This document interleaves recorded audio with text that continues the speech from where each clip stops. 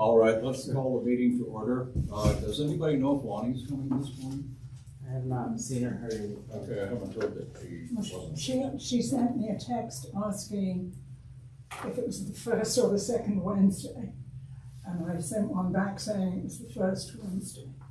So. Okay. All right. I sent you one like that not too long ago, What do too. you know? Did you? Uh-huh. There she is. Oh, good. Yes. Okay, we just did the roll call. I guess everyone's present. Approval of the agenda. Has everybody had a chance to review the agenda? Are there any corrections or additions to the agenda? I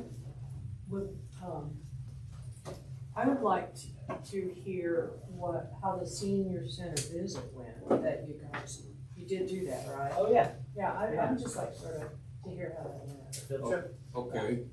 Yeah. You want to do it now or do you want to do it later? We could, either, we could do it later. Isn't it under one of the? I could put it into my manager's report. New Yeah. business? Yeah. Could we put it under the new business? Do you want to Sure. make it part of the agenda? It is part of the agenda, actually. Oh, so do you want to start with that? So sure. Yeah, we can start there. That's Okay, all right, so we'll just add that to the agenda. Any other additions? Okay. Is there a motion to approve the agenda I'll move that we approve the agenda. as amended? Is there a second to the agenda? All right, all those in favor say aye. Aye. Any opposed?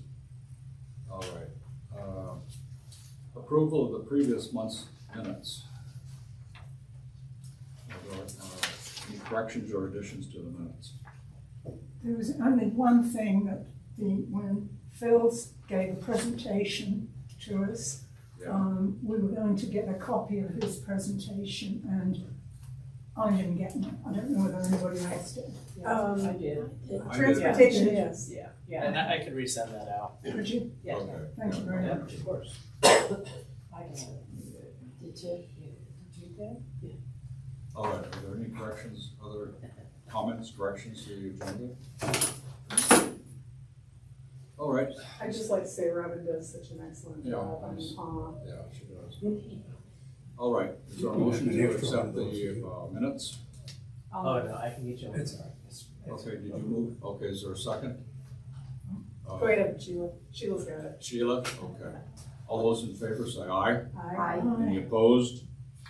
Okay, previous month's minutes have been approved. Public to be heard. Is there anybody coming today for any kind of public comment? Okay, so hearing or seeing none.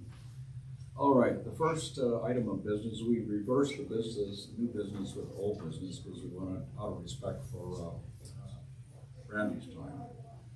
And there's a couple of reasons we asked you to come. And the first one is probably some of the, maybe most of the group has not heard your magic yet. And so that is one reason. And the second reason is we've had 3 speakers, probably more than that actually. We've had Harold here too. I think you were at the meeting with Harold. But we had and I don't remember if you were at the meetings or not, but we had the outreach person, I forget her name. What was her name? Carmen. Yes, Carmen from the city. And then we had Phil and anyway, regarding transportation, and then we had a person for housing. And I think everybody is wondering, those are big deals, they're priorities, according to the city. We were just talking about, Arlene and I were talking about that's everybody's priority right now, housing and transportation. And so I think everybody is interested, and I certainly am, is you have a variety of services, I know that. And we want to hear about those, but we're particularly interested as it relates to transportation and housing and outreach, the 3 big priorities that we've talked about so far. We need to establish how much of a priority these are, I think a little later in our discussion, but that's what we've kind of talked about so far this year. So, When you say outreach, What kind of outreach are we talking I'm about? talking about outreach, I guess that has to be kind of defined yet, but what I mean by outreach is increasing the representation of underrepresented folks in your, among the people that you serve, particularly Hispanics. That would be the biggest group. So I think we'll start there. Okay, We've talked about this before in board meetings, yeah, I don't think you've mentioned it, you haven't talked with this group. with the newer folks, no. Underrepresented populations tend to be overrepresented in supportive services here because our counseling services are free. We don't bill insurance or do anything like that. There are no copays because our resource specialists are helping folks meet their basic needs: housing, food, home care, transportation, financial assistance. We actually tend to get underrepresented groups in larger than normal quantities, compared to the normal population here. So for instance, we have 2 Spanish-speaking resource specialists. Half or more of their caseloads are Spanish-speaking clients. So about a quarter to a third of the population of Longmont is Spanish-speaking, but of our resource specialist clients, they are more than half usually. Do you actually track those demographics that we could see? We don't require people to give us racial information, but just what we know from our resource specialists is that at any given time, about half of their caseload, if they are Spanish speaking, half or more of their caseload are Spanish speakers. The only resource specialist for whom that wasn't true was our LHA, Longmont Housing Authority resource specialist, which is a vacant position right now. But there are a lower volume of Spanish speakers at the properties they served. And I think that's why that person didn't have as many Spanish speaking clients as our other folks. Would you repeat that one more time? So- Housing part? Yeah, the Housing Authority resource specialist served 3 properties: Hearthstone, Lodge, and the Suites. Position's vacant right now, but when someone was there, that position's bilingual, and they did not have half of their caseload Spanish speakers because there's a lower volume of Spanish speakers at those 3 properties. Oh, is that right? Hi, folks. Sorry I'm late. So I don't think we have an outreach issue within supportive services for the resource specialists. For counseling, we don't have any Spanish-speaking counselors. So there's certainly a gap there, but we can't do outreach for a service we don't provide. When we did hire a second counselor last year, we had that position posted as bilingual preferred, and it was open for 5 months. And we could not find anyone Spanish speaking at all.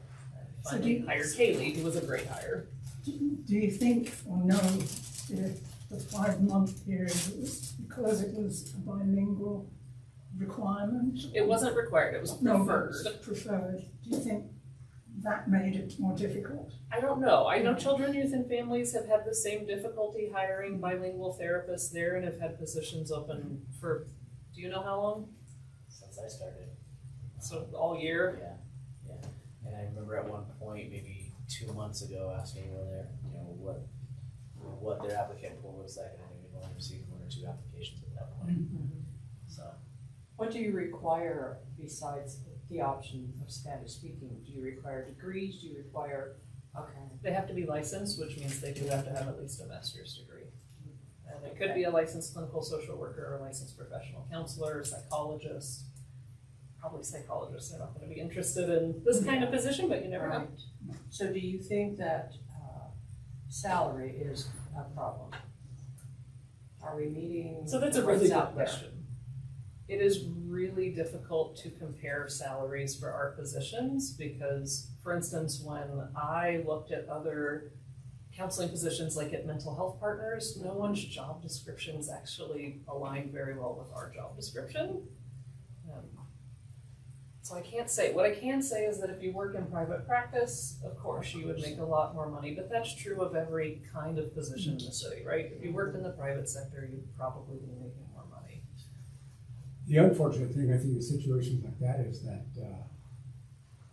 everybody else is in the same boat. Yeah. A lot of people are looking for bilingual folks, and they're either working or don't wanna work, I don't know which one it is, you know, and, so all we can do is continue to see. I will say, you know, housing is one of the major issues that folks come in seeking assistance on. So the three, if I remember right off the top of my head, primary reasons folks saw a resource specialist last year were housing, financial assistance, and caregivers who needed support and resources. For housing, we have actually seen improvement in the last couple of years of folks getting through wait lists. So there was a period during COVID and before COVID where the wait lists for subsidized senior housing were years long. And people were waiting 2-3 years minimum. We have seen people this year get through some wait lists within 6 months. Oh, wow, that's Some, great. yeah, some wait lists are still longer. It varies by property. Some people want a newer property, and so those may have longer wait lists, right? I What do imagine those one, people do when we're during that 6 months, like sleep on people's couches? sometimes they're staying with friends, family, sometimes they leave the area to find someone to be able to stay with. I spoke to a neighbor of mine, because I live right across the street from the ones at Prairie Village. What's the name of that one? I forget what the name of it is. But he was bilingual. He told me he was homeless for 6 months waiting. And he's just so thrilled to be where he's at now. You know? There So I think there's gonna be some of that. There's coordinated entry through Boulder County, so anyone who is homeless anywhere in Boulder County has one point of entry through the county to try to get access to emergency sheltering, short-term housing solutions. So we refer everyone who is experiencing homelessness today to coordinated entry while we work with them to get on wait lists for these various things. And where is that coordinated entry? It's through Boulder County Department of Housing and Human Services. Is that here in town? So they do have an office here in town and they've got another in Boulder. So what are they referring to? So they work directly with the shelter. They work directly with in the winter churches that are doing emergency sheltering. I mean, they are the entry point so that we don't have people going and trying to get housing from 6 different organizations around the county, right? That for emergency housing, you've got one point of entry, but for those longer term waiting lists, we help people sort of make the long-term plan. We also help people look at their budget and see, do you qualify for food assistance? Are there other financial pieces of the puzzle that a resource specialist can help them connect with that might make housing more affordable for them if they qualify? So does anybody that wants housing, can they find a spot? Not housing, Eventually, a place to stay. You know, if they're on the street or homeless or not necessarily. living with their cousin or whatever, can they find a place to stay? Not necessarily. Temporarily. So we have worked with folks who have been banned from staying at the shelter, usually because of very difficult or violent behaviors. So no, not everyone will end up with an option for coordinated entry. So, how long does it usually take for people to see resource people here? 3 to 4 weeks right now. That's a long time. It is. Wow. Because Is that pretty consistent? we don't provide emergency services. If somebody has a utility shut off and they need help today, they're gonna go to the hour center, and the hour center processes emergencies. We are really, again, that bigger picture look at your budget and seeing what kinds of programs might you qualify for, what kinds of services are there. And if you're in a one-time, it's often medical emergency kind of thing, where you just got a huge hospital bill and you can't pay your rent this month, do we have the ability to help with one-time assistance to get people through the crisis and back on track financially? Is that wait time, consistent through the years? Or is it getting longer? I'm just curious. Yeah, Robin, can I ask you that? It's been this way for years, and I don't know if it was better before. So we hired another resource specialist in 2021, Melissa, and then we hired our LHA resource specialist. So I think there may have been periods where it was temporarily a little bit better, but the population of older adults keeps growing, and so That's it. getting at. Yeah. I just remember that I thought when we got Melissa, the third resource staff, that it would be shorter and then it was, that's really all I remember. Well, I can Thanks. answer some of that in terms of the number of places and how things are managed. The shelters run by Hope in Longmont are never full, but they're really inappropriate for an older person who's lost their housing because you have to sleep on a mat on the floor. I don't know about you, all of you, maybe you're better shape than me, but I have trouble getting up off the floor. Yeah, just lying there. But Yeah. coordinated entry also works with the shelter in Boulder. The They're not- shelter in Boulder, although being sent down to the shelter, there you have a permanent bed, and it is a bed, it's up off the ground, but it also takes up half your life getting there and back. So, and they enforce, as Hope does not, frankly, and I think that's a better plan. But they enforce all of this whole round of things that you have to do, checking in with a bunch of social services, because that's the way coordinated entry works. But again, it's a really burdensome thing. It's fine for a young or middle-aged person to be, well, it's not actually fine, it's really terrible for them too, but it would be especially burdensome for an older person.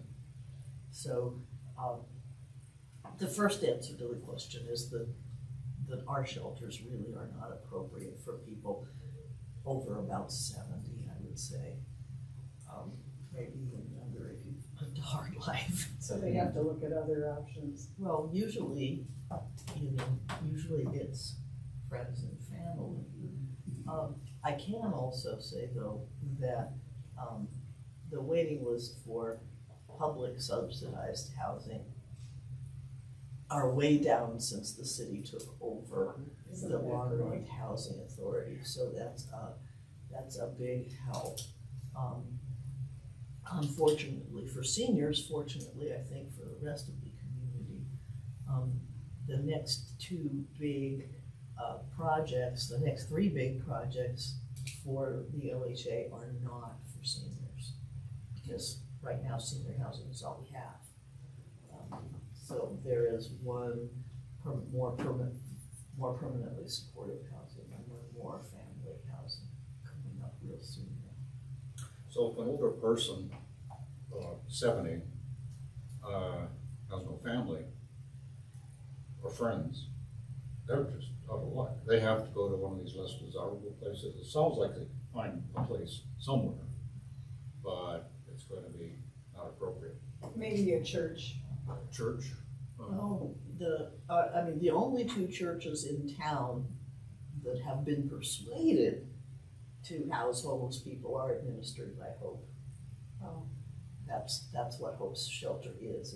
It's Journey, and I can't remember, it changed recently. And it's only during the winter, right? No, it's all year round. Oh, it is? Oh. I didn't know that either. Is Yeah. there still the parking lot that people that, Yes. If you, No, I think we recently had to look into this for someone and it's no longer it was no longer Used operating. To park their, car really? overnight for a safe Oh, the lot? car. safe lots, Yeah. they've discontinued the safe lot program, that's news to me. That is to me too. It 'Cause just- there was a church up for me that had that all the time on 15th, sure. but I haven't, now that you say that, I don't remember people being there all summer long. Because we have a customer who was parking in our parking lot who was looking for other options and could not find any. Walmart. Does Walmart allow Walmart. it? Yeah, it does, It does still allow that? yeah. But it's not official, I think. Well, yeah, which means that the police don't go by and you don't have the use of the restroom. Yeah, I volunteer at the Westview Church, which I think is the one you're talking about, 15th, yeah. 15th. Yeah. And they have a safe lot program, but they're not in the summer. I'm not sure why, but it was very popular and people really appreciated it. And they were safe. So you think it'll be starting up again? I assume so, but I don't know for sure. I should probably make a point to find out. If you do, that would be good information Yeah. for us to have. Yeah, absolutely. The word we got was just, no, it's not being offered. Art? I have a question in reference to, people that come in and apply to see the resource specialist.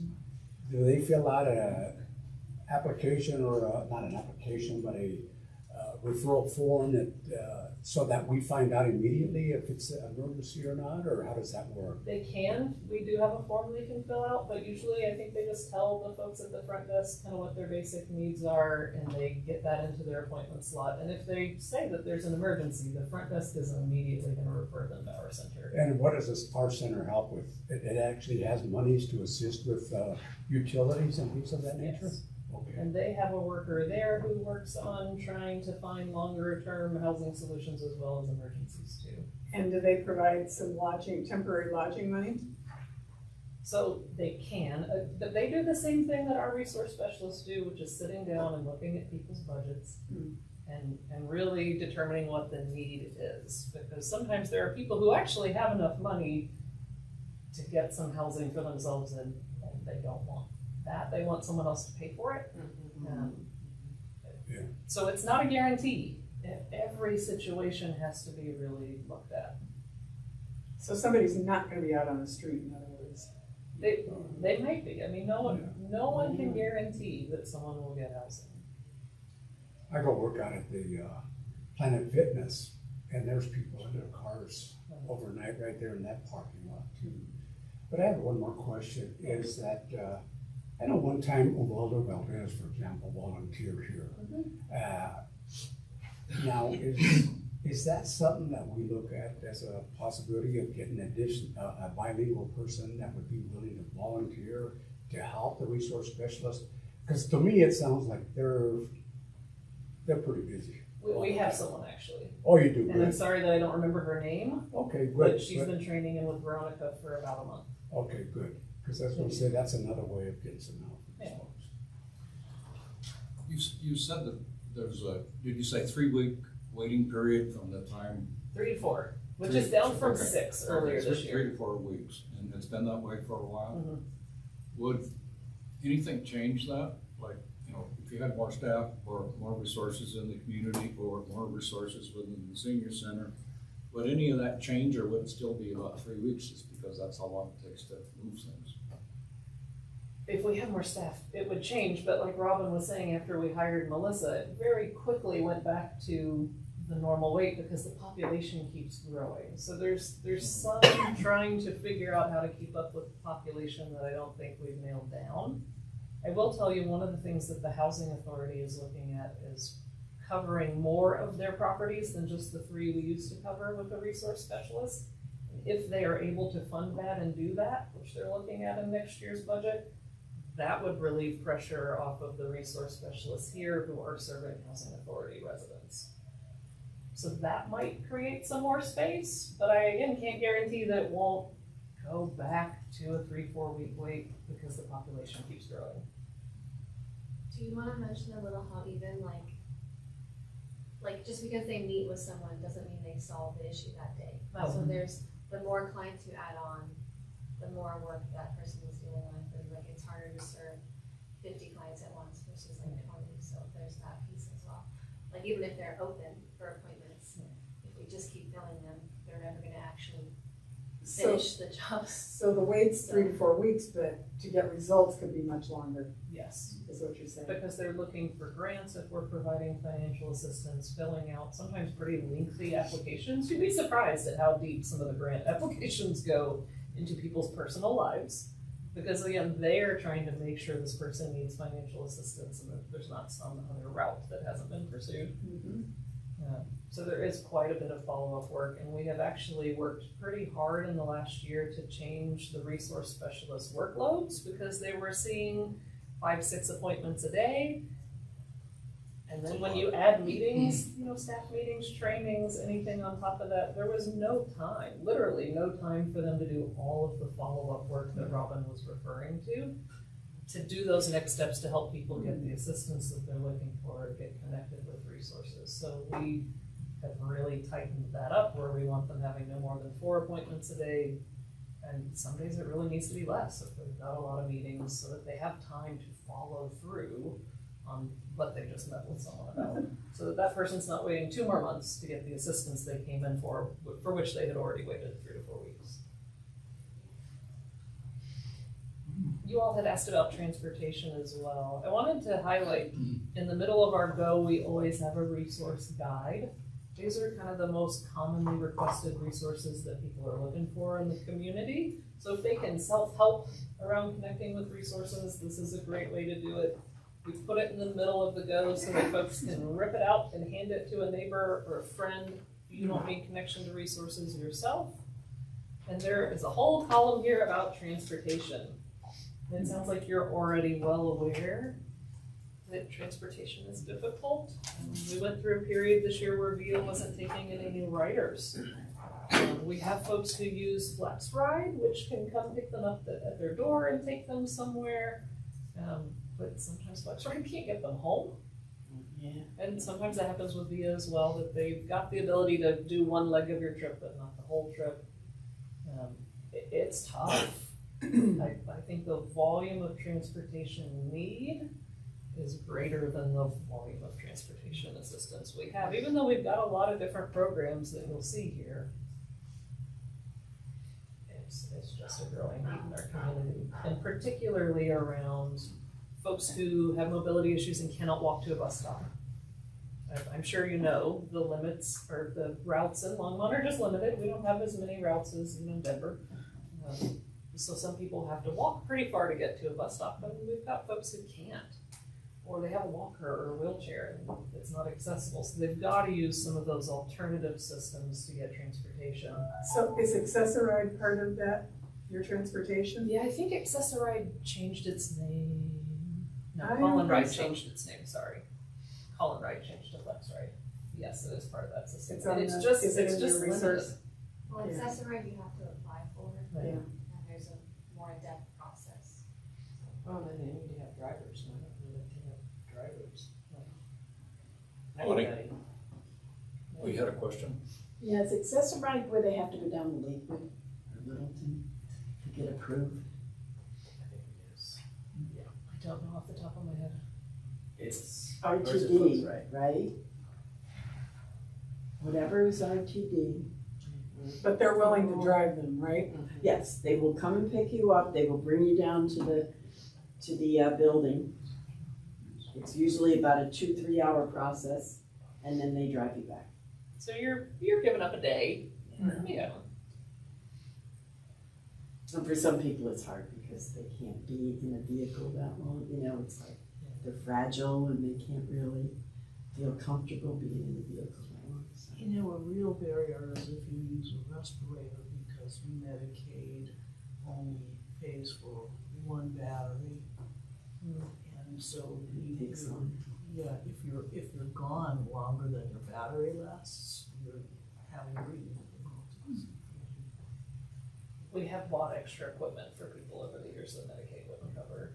And I will tell you, grantors don't love that because they're like, why won't Medicaid pay for this? But as long as we can get a doctor to confirm that Medicaid won't pay for it and that it is an accessibility, we've been able a couple of times to get people on medical equipment. This is a thing that we should be lobbying for organizationally, both the city and this board. There's obvious holes in the Medicaid benefits. And that battery life thing is definitely one of them, in my opinion. Well, and obvious holes, so more folks are on Medicare than Medicaid that we work with. And obvious holes in Medicare are that they don't pay very well for vision, dental, and hearing, pretty essential things on your face.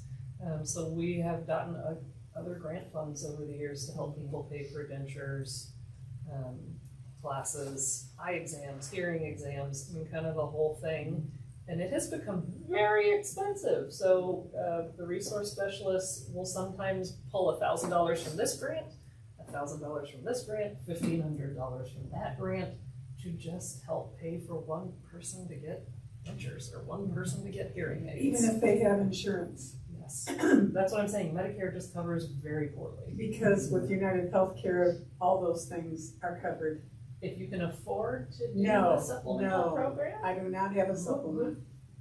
and it includes all that, just to let you know. Okay. United Healthcare, Medicare covers a dollar Dual amount on advantage. all those things. It's an advantage plan. Advantage Dual plan, yeah. So that's Yeah. that's what I'm saying, if you can afford to pay for an advantage plan, because that's not what basic Medicare A and B covers. We don't pay anything extra. It comes right out of your social security. No, we don't, but everybody has to pay something, don't they? No, not necessarily. Yeah, For for Medicare. insurance, for under No. Medicare? No, but- Medicare, there is a Medicare deduction from your social Yes, security. But there are programs, there's a Medicare savings program, it's a state benefit, where depending on your income, they will cover that for you. So no, not everyone does pay. Didn't know that. I thought everyone did pay. But you have to qualify, I you thought have to so, be too. pretty low income to qualify, but we have a lot of clients Yeah, who get and, that covered. and if you're low income enough, then Medicaid provides backup to Medicare. Yes. So that the very poorest are on both programs. And still, And people still, can't yeah, cover all of these the things. Yeah. person who's the reason that I knew about the battery life issue, is on that. She's on both Medicare and Medicaid and can't be more than 90 minutes from home ever. So here's the amazing thing about our resource specialists. They know all of these details. They hold a pretty tremendous amount of information in their brains about everything in these yellow pages and a lot more. They work really closely with a lot of community partners to stay on top of those resources. We work closely with Boulder County. Every year we get updated guidelines from the county about what the state qualifications are for things like the Medicare Savings Program, long-term care Medicaid that pays for home care, assisted living or skilled nursing. They are impressive professionals.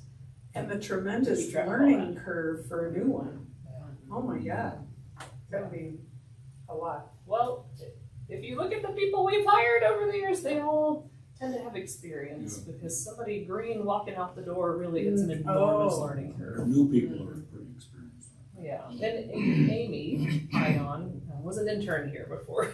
She was hired as a resource specialist, so even though she was right out of college, she had that boots on the ground Wow. training already in a lot of this. I would just avoid, if at all humanly possible, hiring someone with no experience for this kind of work, because it's very demanding, and then it's very demanding emotionally. Tell me if I'm way off, or if I'm on target here. It seems to me you have two populations walking in the door. On the one hand, you have the people come in for recreational programs.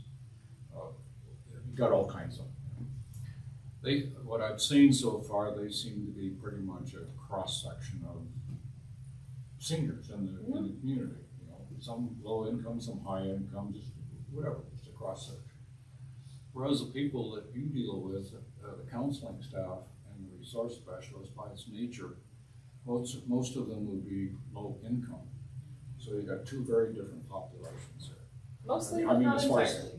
I'm sorry? I would say mostly, but not entirely. We Yeah. do surprisingly get people sometimes who have wealth, who come in for counseling because Yeah. they're comfortable with us, because they've seen us here in the building and they trust us. We have had folks who come to grief support groups here because there's not another one offered in Longmont, Right. through churches. So, yeah, so you've got professional counselors here, so you would be a good source. Well, to follow up on Jeff's question, you don't really have a tracking system to know what that is, you know, how much, you know, what is their income? And, So we do, everyone who gets financial assistance, we do have their income. okay, And that is built into our case management that's system. financial assistance. Specifically, we don't track ethnicity and race unless they are required to tell us that for an application. We don't require people to give us information that we don't need in order to assist them. Okay, we've had this conversation before, and I Yes, don't yeah. think you like it, but I'll ask again. Could that be done to get ethnicity? I don't, we Sex. can talk about it. Would it, It can be done, and again, we are dealing with people in really vulnerable situations, and there's a reason why. We don't ask them more information about their personal life than we already have to. It's pretty vulnerable to tell somebody you can't afford to pay your own bills. It's pretty vulnerable to tell somebody you've been depressed for 3 years. We're trying to be respectful and not dig into people's lives more than we have to. Although many applications have ethnicity on them, they're probably used to that already. Now, on the other hand, just to be the devil's advocate, then you aren't able to collect information that can be used to help that very population, or grant writing? with grant money. Well, but again, I don't see a problem with adding it. we can tell you, like I said, right now about race and ethnicity, which seems to be the question that keeps coming up. But we know the volume of folks that Melissa and Veronica that are seeing that are Spanish speaking. And we actually have a button in our system where we do track language specifically. We can track that. So I don't think we're missing data there. We've got it. But Jeff just mentioned grant purposes. What, is that? Yeah, I'm guessing that might be an issue, but I also think that even within the city's own budget process, that if we start sharing ethnicity and how we can reach, you have success in reaching a part of our community that we struggle reaching, I think council is gonna wanna hear that and may be supportive of providing more resources because of the success you're having. But we have that data. Like I'm saying, So I we think know. you're sending us a mixed message that you said you didn't track it, but you have it. However you get it, I think we wanna add that to your annual report or whatever to help sell your story to council and the leadership team. I think that's what we're trying to say. I don't think you could tell me how many of a specified group over 65 did you provide counseling to last year? I don't think you could do that. By race? No. No, we don't. Well, so what do you exactly mean when you say we have that data? So we have talked repeatedly about Latino outreach, and I have said repeatedly that between half and 3/4 of Melissa's and Veronica's caseload at any moment are Spanish speakers. We have that data. You could put a number on that, like 45 people, Out of, or so many. something like that, If right? they are checking the Spanish speaking Well, box yeah, in our whether they're system, checking, yes. yeah, of the ones that check it, you could put a number on it and say, this percentage is what we track, yeah. Is there a reason for not doing that? There's a reason that I've explained about just not asking people for data that we don't have to have, because we're already asking them a great deal of personal information. True, but when they give you the data, at least this percentage are Hispanic or this percentage are African American, or that would be interesting. I think that's kind of what we're wondering is. And we can talk Yeah. about that. Because you're not saying, oh, so-and-so, we dealt with so-and-so. We're just, it's this percentage of. the people. Would that be a hassle to do? Is that what, would that be a hassle to do, to put on forms, to? I think the issue is the invasiveness of asking people for more personal information than we need in order to provide them a service. Yeah, we're looking at it from a little different perspective. I understand, but it's like total, I do. I also looking from the point of view of trying to get more resources for it, that kind of thing. Well, let me ask, could you? And can I ask a question real Sure. quick before we move on? Are we just talking about for supportive services, or are you talking about for all services here at the senior center? I've got in mind everything, but I don't know what. Anything everybody they else- fill out a form for. So here's the thing, they don't fill out forms Yeah, Well, then you for a can't lot do of it. things. Well, then you can't do it, right? Unless they are filling out an application for financial assistance that asks certain questions, every person who walks in for resource assistance is not filling out forms. For counseling, the only form they're filling out is the informed consent that explains the rules for counseling. So there's no form to get resources, there's nothing that has their name, There's address, no phone general number? information. They don't form. have to, no. But you keep that, you have they have a database where they track their clients. Well, It's just that the client is not filling out a piece of paper every time.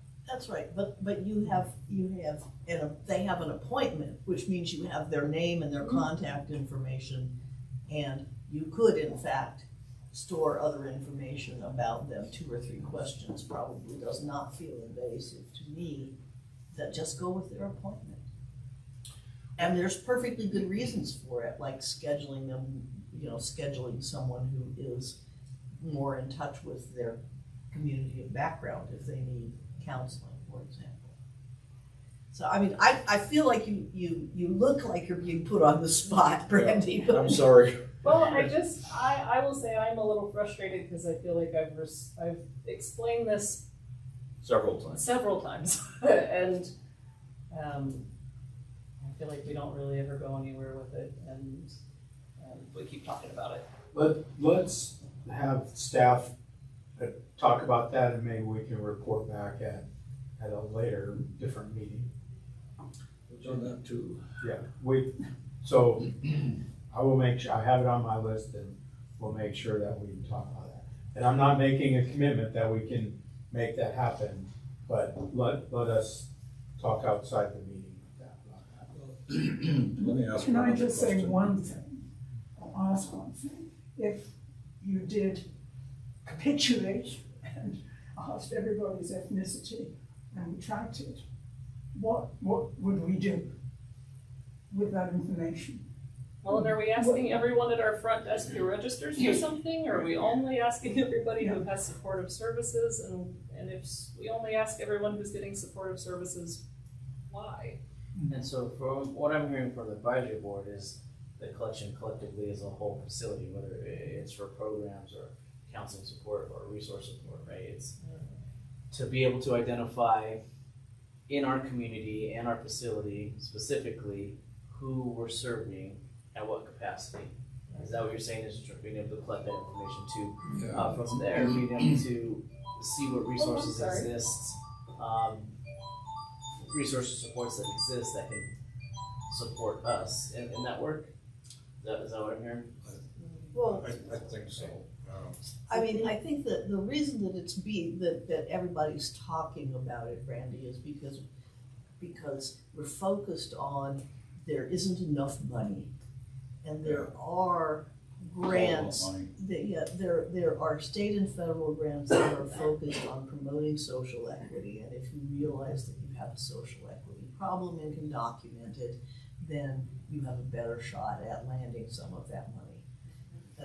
And that's the seed of the conversation. I walked in late, so I could be wrong, but that's what I think. I think you're right, but one of the things we as a board have talked about is the outreach, and we're not serving the Latino community enough. Well, maybe we are, maybe we're doing better than we think, That but would we be. just don't have That's the what you're information to, Yeah. That's what So- you're wanting it for, right? I will Yeah, also well- add that when we have applied for grants, like we have an ongoing grant with the county, and they ask about this information, they have always accepted the data we have provided about the percentage of Spanish speakers that we're serving. They've never, ever asked for more data. That's the okay, that percentage is what I think what we're asking for is whatever you're providing. We're not saying you need to ask everybody what they are, just what percentage, and it goes kind of with the See. census, how do we deal with it? Yeah, to hitchhike on that is what I'm saying, is that I understand how invasive that can be. On the other hand, it seems to me you should be able to put at least some general statistics regarding, you've got 40 to 50% of X, Y, Z, something like that of a range, for example, that you're very confident about, that nobody's gonna come back and say that's a bunch of baloney, that kind of thing. I think you're saying, I know that. We do know that. And I'm saying, okay, if you know that, find a way to translate that into something a little more specific so people like the city council can understand it. You know, in terms of maybe big categories, and last year we were here, this year we're here, we need this to go this direction, you know, stuff like that. And I don't have anything specific in mind. And I'm not talking only Hispanics, I'm talking any service that you would want to improve or expand. So that would be my guidance. It doesn't have to be right down to the last individual. You can, but if you can give really pretty good estimates, I think that would work for me. You know, I don't know about the city council. We but, can. Right, I mean, right now today, we can give pretty good estimates. Well, and that was what I was trying to drill down is, are you estimating or do you know because you have counted? And it seems like it's the former. Yeah. And we're not trying to put you on the spot, it's really about how can we support. And I know it's not feeling that way, so I apologize for that, but really it's with good intentions. Yeah. The Yeah, other me thing too. is, this is an advisory board, so Yeah, we can't make you. Right. I think she's talking about me mostly. So, No, I mean, really, it's been a repeated discussion here. yeah, I know. Well, I have a couple of other questions. To what extent do you, how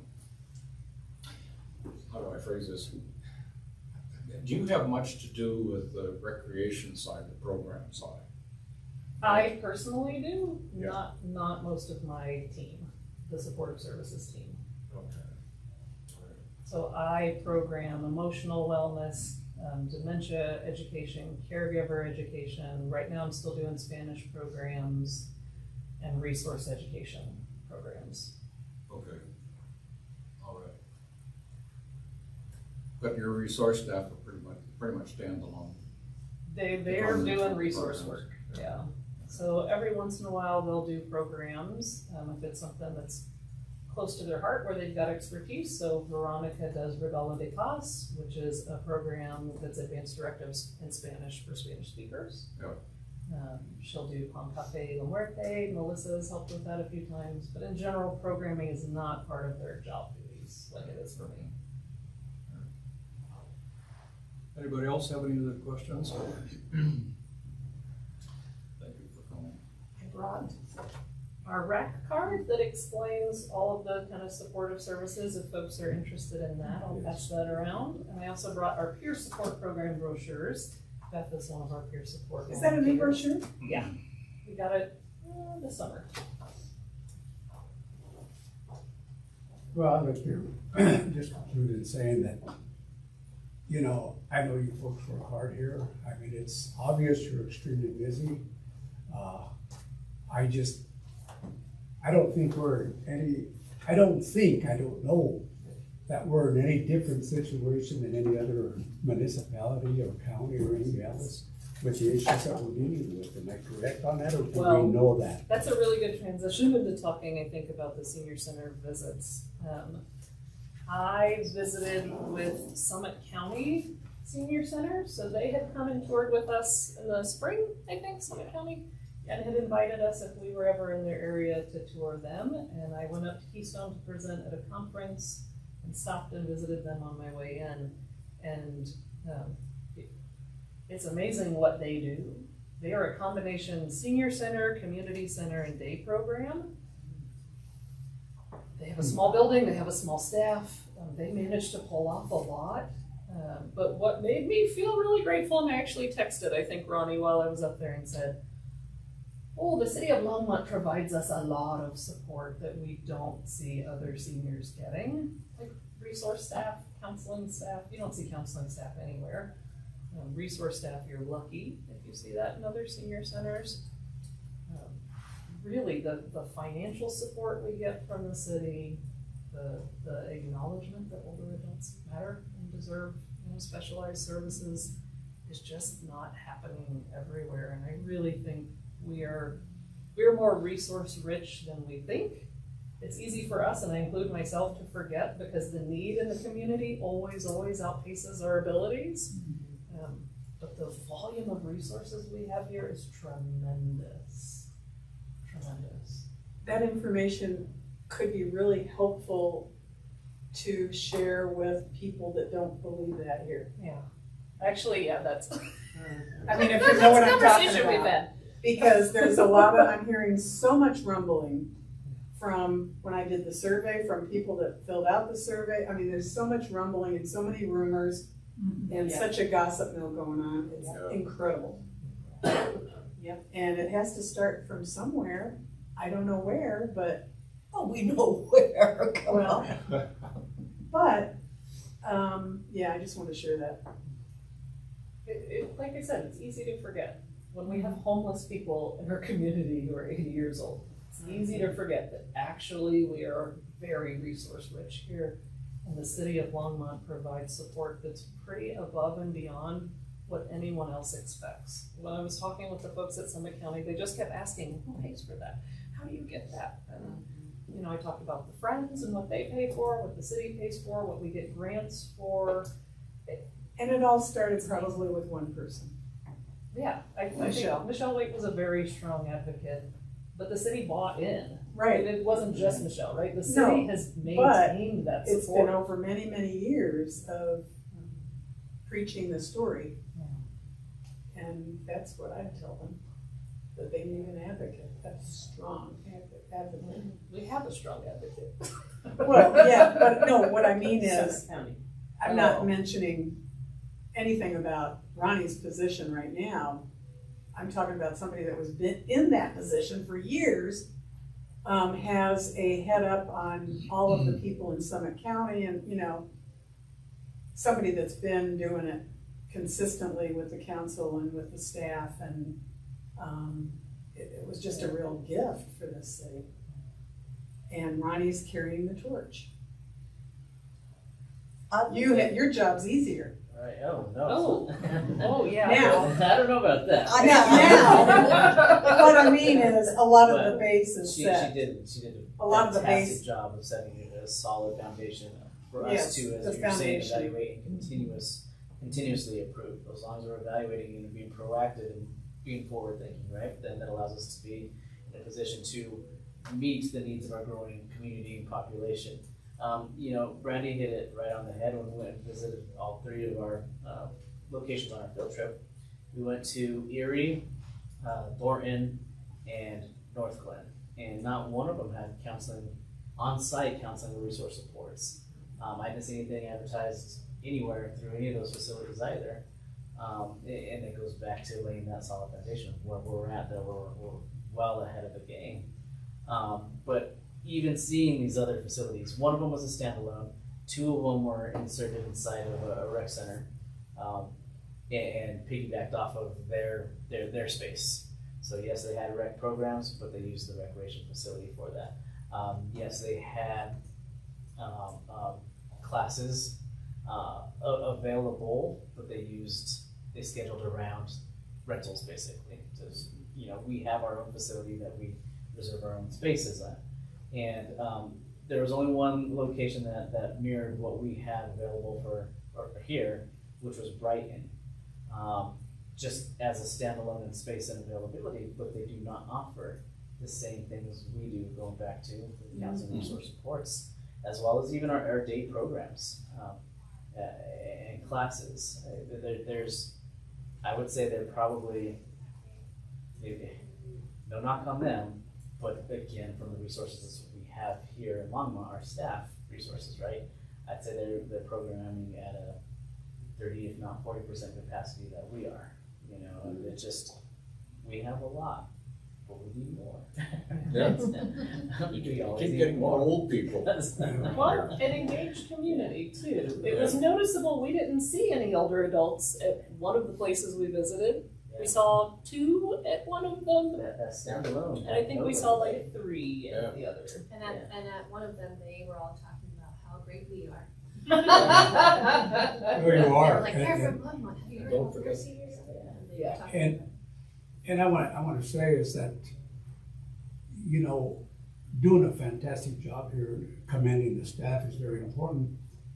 But let's not get to the point where we're going to expect more than what they can do. Yes. Because that's what's going to get people out of here, quitting and things like this. So, And So we thank you for what you are doing, but let's not expect more than what they can And do. respectfully, Art, thank you for that. That's what we've been doing, is evaluating what is sustainable, what is manageable, Awesome. and pulling that back and making that the expectation. Not trying to go above that, and Right. that is what has caused a lot of our staff turnover. And so being able to address that and evaluate it is identifying what that manageable workload is and saying this is the expectation, not up here, right? And next year, when we go to city council and ask for help, you know, we tell them people have to wait 6 weeks to get in to see you. That's kind of the information that we're gonna use to try to see if we can get some more That's right. help on that. That's a nice concrete metric that doesn't require invading their space. You know, their wait time, they know it, you know it, and it's computable from data. And that is my plan for our next budget request, is we've identified that need for programming, right? Which I think I don't know if we've all seen the city council meeting last week.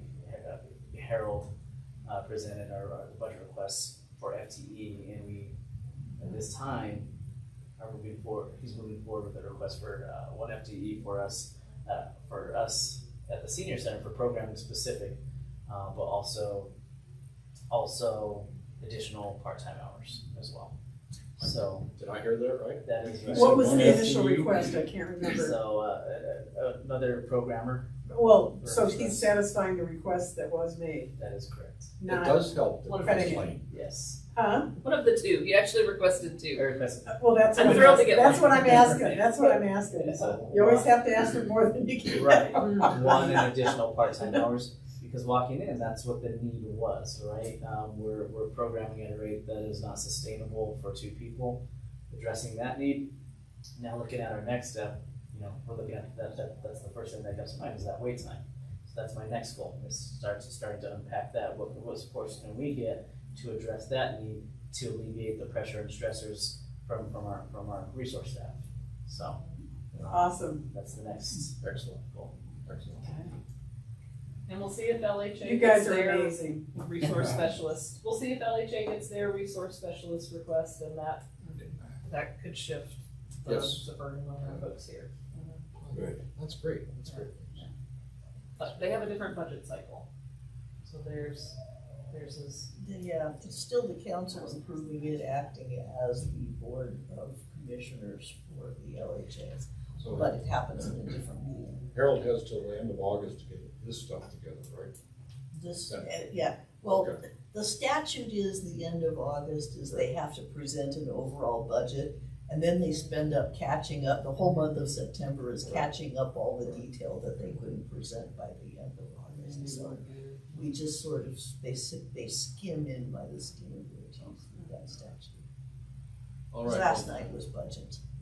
Would you like to stay longer? I would love to work on that. Winter go. Thanks, Well, we do Thank have Brandy, you hit it on the head, the magic that Brandy and her team. Oh, I mean that. Right? Yeah, I hope you're not offended. I just think you're doing a wonderful job. I always have. We're just trying- Absolutely. We're just trying to help you figure out ways that we can get more funds. You know, with more information, tip the city into listening to us more. Would more information help out with grant writing? You know, that's, I think, the whole point of what we were getting at, is just what can we do to help you get Yeah. more funds? You know, have Politicians. clearer information, you know, would that be a help? What do we need to do? That sort of things. You know, no, the politicians tend to be number people. Yeah. They count people and programs and dollars and stuff like that. They need solid and visuals. Yeah, they need solid stuff that they can relate to. Yeah, it's really the staff that does the quantitative stuff. And there's, Lonnie, what you said about will get them to listen. You know, the thing is that most people start with the presumption that there's all this money floating around and, you know, and in fact, what's really true is if the senior center gets more, some of the program gets less. That's how tight it is. And, you know, people talk about waste in the government and stuff, and it just is not there. It is squeezed out, every drop of blood out of this turnip. And you know, that's something I've learned in the last 5 years. So, you know, you almost need to be looking at ways to make resources go farther. And I would speculate that that's why Dave and the board are hammering on, well, is there a way to get more grants? Is there a way to, you know, this and that? You know, one thing could be looked at is can this board extend the purview of their volunteering scope and help service the grants once we've landed them? Because the horrible thing in my mind, the thing that just wakes me up in the middle of the night, is that there is so much money, grant money out there now, and we're leaving it on the table because we don't have the staff to do the reporting that comes with the grants. It's just, it makes me sick. I'll say from our perspective, you know, we have about $100,000 in grants we get for resource work, and we have built a case management system to our specifications. We've had it since 2017. We update it as needed. We have not had problems with grants at all. Like I said, we've had no follow-up questions asking for more information to get those particular grants. And the reporting out of our system is actually pretty good as long as the system works. So, Brandy, let me clarify. You're talking about one specific kind of grant, which is like when some senior comes in with a specific need, they get an individual grant, and you help them apply for it. Is that correct? That's actually different. Okay. What kind were you talking about? So that is one kind of pot of grants that our resource specialists access, are very specific grants for very specific things, like Senior Smiles, just for dental work. I was talking about our grants from the county, from the Friends, that are very large dollar amounts where we are entrusted to provide whatever need we see fit as a last resort or as a basic need. And as long as we complete our reporting for them about what we did with that money and give them all the kinds of data we're talking about here, they are very happy, and we've done that well. Could you access more high dollar grants if you had help? If you had more, Grant you writer? know, more people to actually do the work and do the background and help you to apply for things? Are there things that you aren't able to do just because it's just beyond what you have the time to do? That's a good question. Yeah. I will say we have not fully utilized our grants on a year-to-year basis, so I don't know that it's about needing more money. I think it's about needing more staff to quickly attend to people's needs. But I don't know that we, at this moment, need more of the financial assistance grants, because we don't usually use them all. And you can't use the grants for staff, right? No. Do There are you folks do the individual grant? Do we actually have a grant writer in the center here? or I is wrote it the through AAA grant. You wrote, okay, so you're the one that does that, okay. Yeah.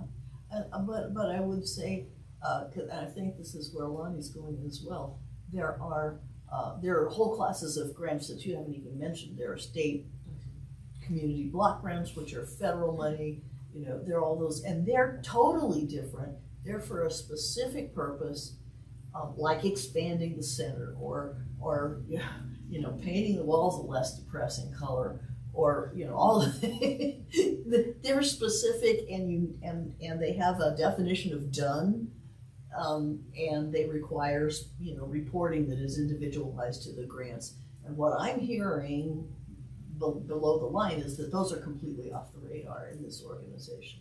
No, so we have not applied, in my understanding, we have not applied for those for staff because there's not a done. Because those grants will be like, we'll give you staff for 2 years. Right.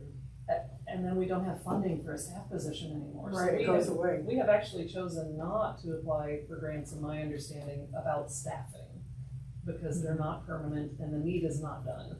No, I would be more thinking if there's a whole set of services that need to be done. If you wanted to, you know, take some of the parkland do an outdoor gardening program, you could get a grant for that. And you probably could get a staff person for the first 2 years, and then you'd have to get it on the budget radar so that the city could keep the, you know, the person, or collaborate with parks, because parks also needs people that don't fit into the standard. So I'm just throwing out that there are ways to be creative about expanding one's services, you know. I happen to be, you know, on the back burner, and I shouldn't take up time, but the Memorial Rose Garden right over there can't be maintained because it's not what the regular park staff do, and there are volunteers that do it, but the volunteers are people like us, and you know, so you can deadhead the roses and stuff like that, but you cannot get up on the top of the arbors and clip the dead stuff, and you can't pull 4-foot thistles out of the ground because we're old, you know, and the city wouldn't want people doing like the liability alone would be horrendous. So, you know, you need employees for that, and so that Or a just strong volunteer base. or a much stronger volunteer base that is younger and cares, you know, and even then the liability is a concern.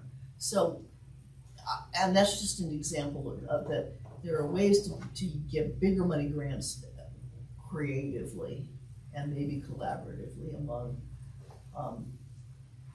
organizations, and having Jeff, for example, you know, making the bridge between this organization and recreation is, you know, it'd be a big deal. I'd like to talk some more about that with you guys. And isn't there a position now, that the Friends Board funds that is going to cease at the end of this year? Yes. Which position was that? Two positions. It's a percentage of Melissa Lozano's position, resource specialist, and Erica Irwinsworth. What is her exact title? Peace communications. Marketing manager. Yeah. So if we don't get funding for resource specialists, we're gonna be in trouble. Not in trouble, but it's gonna be long, we're gonna have to extend it. Well, the amount of time proposed to budget includes funding those in the general fund and not requiring the Friends to do that anymore. Okay, so hopefully we'll get the funding As long from the as city. council approves the budget as presented, senior services should be Get to keep everybody. So you'll take care of that, right? +1. Yeah. So far, we have not encountered, you know, the budget as presented is always fundable. And council can, you know, has the power to say, we're not gonna pay for that, you know, move it into something else, but it's pretty rare for us to do that. So. Okay, anything else for Brandy? Thank you, Randy. Thank you, Randy. Thank you very much. That's great. We do appreciate everything you do. Yes. Right. All right. Okay, that makes sense.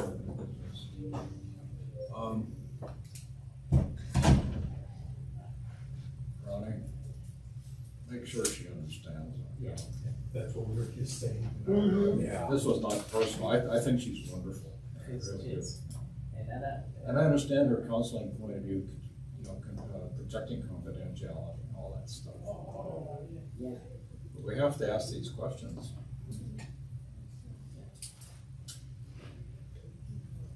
All right, we'll go to old business. Further discussion on board priorities, outreach, transportation, housing. I guess the question is, you know, we have 3 items right there. Are these our priorities? You know, I've done a lot of the talking here. Does everybody agree that these are in fact the priorities that we want to spend our time on for the next few months? Well, these are priorities that I believe the state and the county and even the feds are looking at as priorities, so I think it's important for us. With the fact that you are down several people on the advisory board, I'm not sure you can add to this. Yeah, we're down 3 people. So that's something to bring up under old business and priorities, I think, is we're down 3 people on this board. And it's gonna be time, right? The registration window opens next month. I should know this and I don't, but I think it's October. And people are gonna be distracted because it's an election year. So that means start talking this up, folks, because it's time to, time to get people in the pipeline that wanna serve on this board.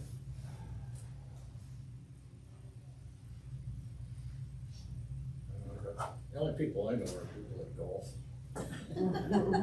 That's okay. It's not a disqualifier. I don't know. Yeah, I'll do what I can. I'll can ask everybody to do what you can, you know. Honestly, I was just thinking yesterday, I was looking over this stuff yesterday, and I thought, my God, I only got 6 people.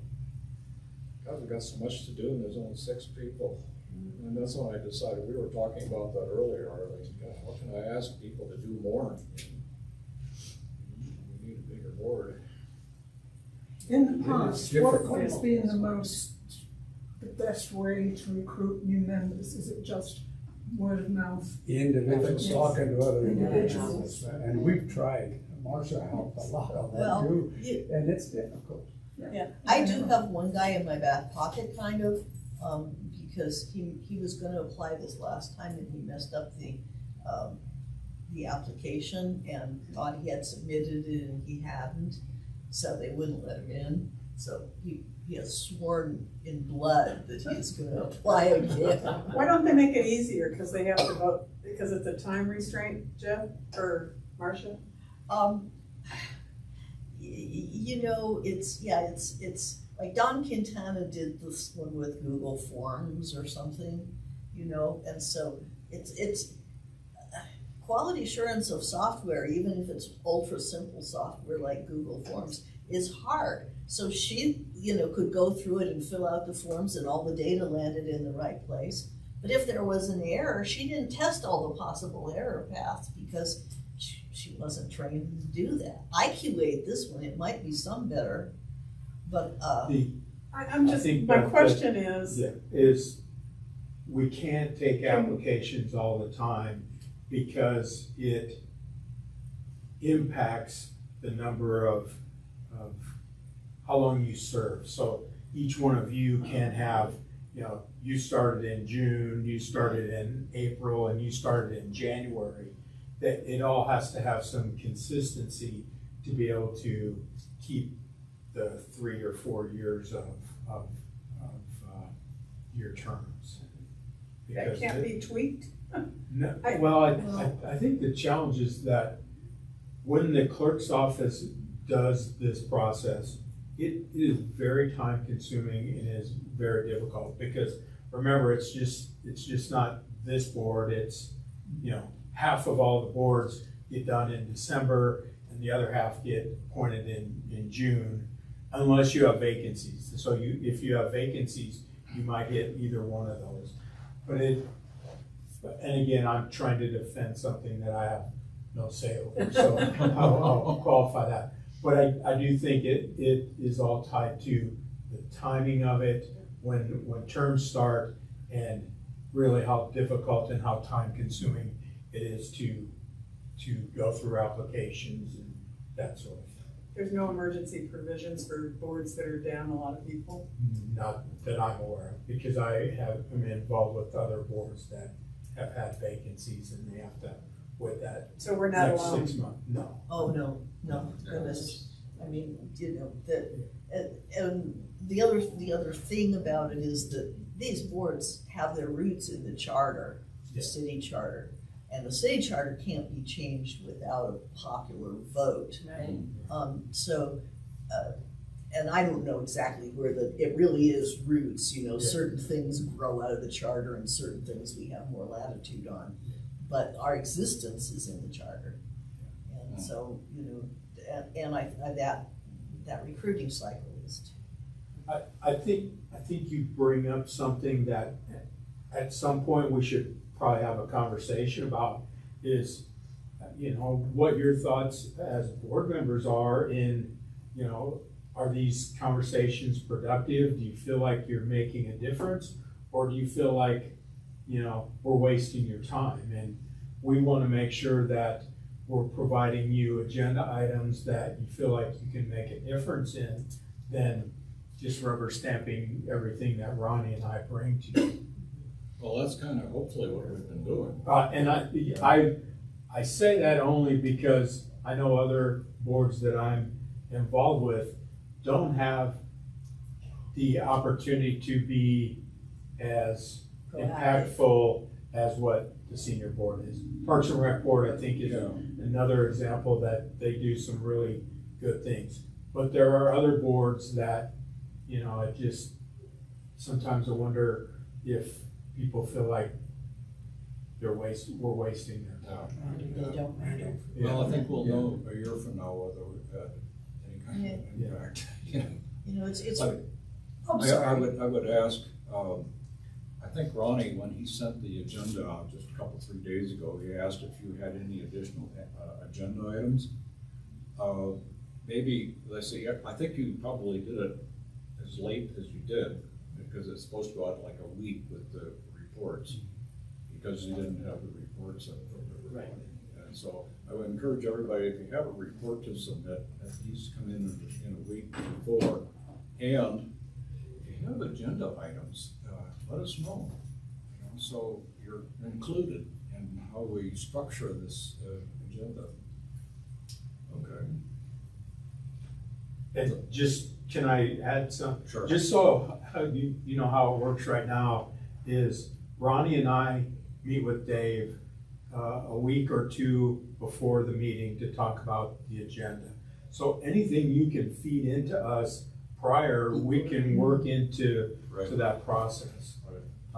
I do try to meet in my other boards with all the chairs so that they are aware of why something is on the agenda, so that they're not blindsided as we get into the meeting. Yeah, we met a couple of weeks ago, so Brandy had plenty of time to prepare for this. On the priorities, I've got an idea. It's only my idea, so we can talk about it. If you don't agree with it, that's okay. But I've kind of referred to this before. Now, how do we proceed, I guess is the question. We've heard all kinds of stuff from a lot of people, good information. How do we put it together? And so that's what I'm asking, but here's an idea. We still don't really have anybody that's taken responsibility for outreach, although I think you said you would, at least some. Okay.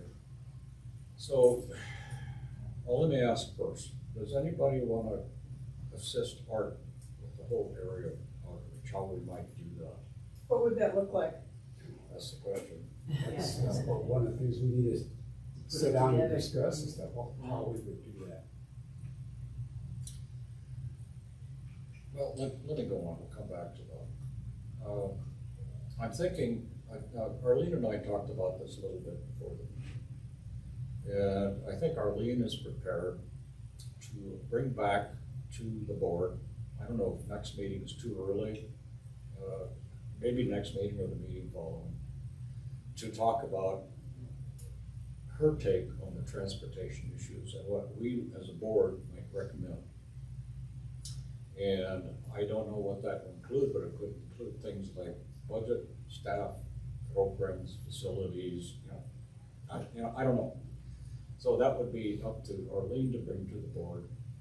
And if we endorse it, that could be one of the recommendations to the city council. And I think that should be as specific as it should be, and probably reduced to numbers as much as possible, benchmarks, dollars, that kind of thing. I'm sure you know what I'm talking about, And then we can bring this back more than once.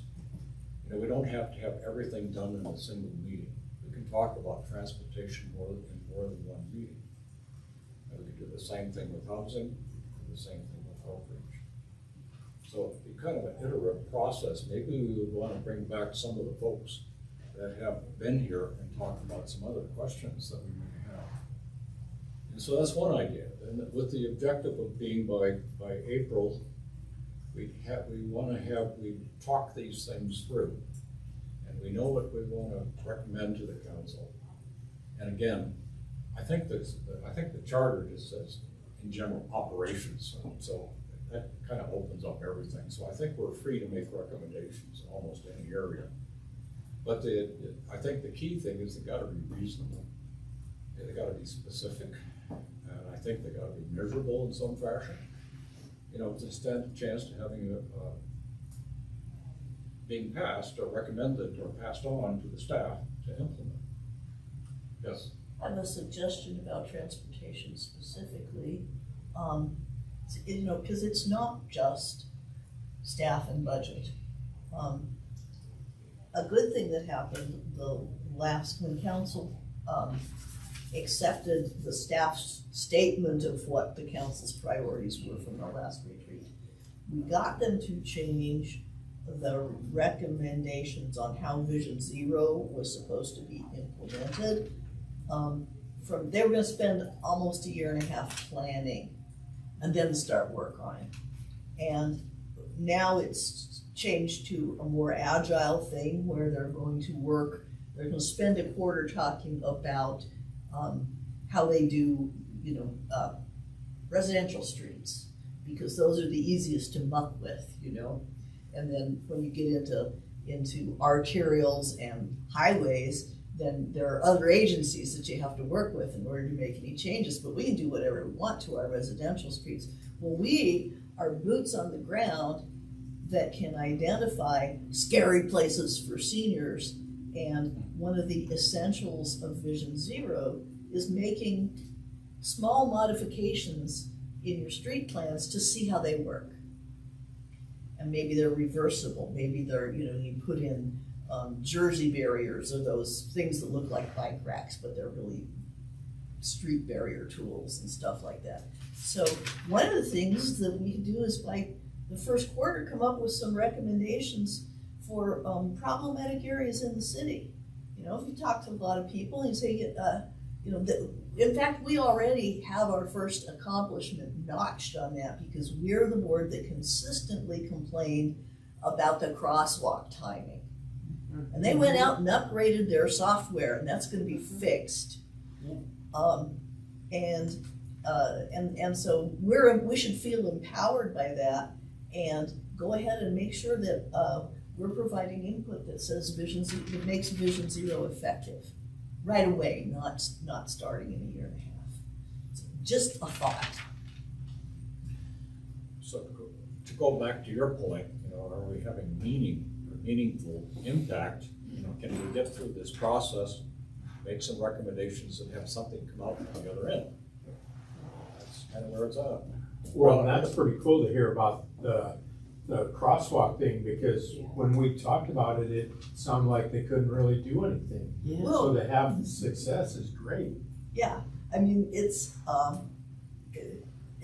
because we kept yammering at them, they looked into the software and found out why it was happening, because they would think they fixed it and then a couple of weeks later it would go back. Yeah. And that was because that was how the software works, and it was optimizing for traffic flow. And Vision Zero isn't optimizing for traffic flow, it's optimizing for not killing people. Mm-hmm. That's a huge accomplishment.